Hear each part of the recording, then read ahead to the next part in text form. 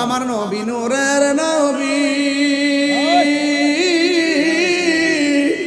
আমার নবী জিন্দা নবী, বলো আমার নবী নূরের নবী, আমার নবী জিন্দা নবী। ওরে দয়া করে তাই কোন নবী হাসরের বেলায় বলো না, হাসরের বেলায় পাইলে নিরালাই গো নবী, পাইলে নিরালাই, পাইলে নিরালাই গো নবী, পাইলে নিরালাই। জোরে জোরে কি আল্লাহু আকবার বলা যাবে না? এটা বলে সাহাবায়ে কেরাম রাসূলের প্রতি প্রেম। খাইলে খাইছে, না খেলে নাই। কয় নবী কেমন আছে?